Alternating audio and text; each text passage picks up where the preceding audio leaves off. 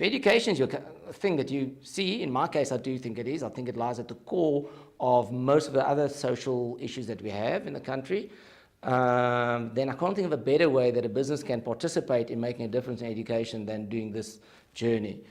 You will really impact the country, you will really impact the future. I'm doing it for two routes. I want to really have a meaningful life, and I also want to have a better future for my kids. So I'm well aware my kids go to a private school, but if I don't really do anything about what's happening in the total country, I'm just sending them out there into the world with a big old target on the back of their backs, and they're going to have means of getting a good job and make money and have a big fence around their house and be targeted wherever they go.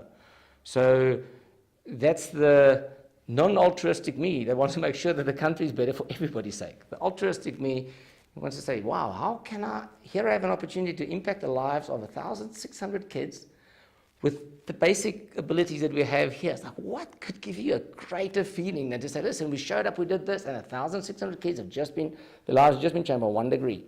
And then next month, maybe another degree. And so over 12 years, there's a lot of degrees of change.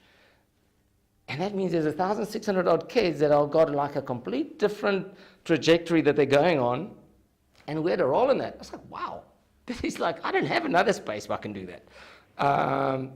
In terms of personal learning, that's something I didn't really expect. It came as a surprise. I kind of went there thinking, okay, know about everything there is to know, and now we can help.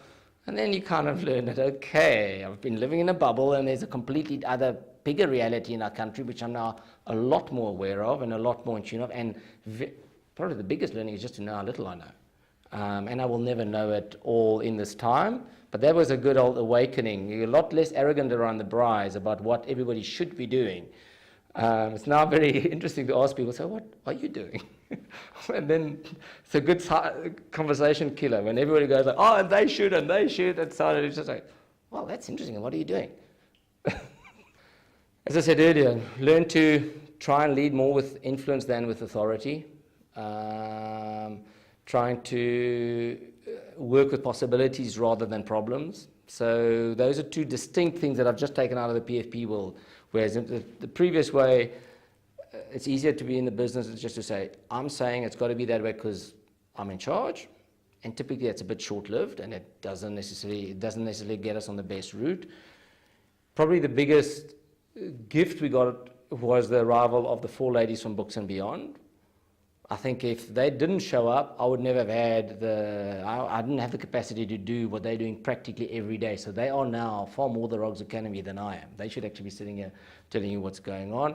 Without them, we would have made fringe influence on the side. They are there daily. They've built a real relationship. They're practically seeing what needs to happen. I think what we've learned, and we often try and reverse some of our learnings back into the PFP larger platform, is to say, they've actually learned what it takes to implement. In the beginning, I was there to build a relationship, to build a trust, to build a little bit of understanding, even just a little bit of understanding. But they are there on the day-to-day basis implementing. And the implementation is where the rubber hits the road.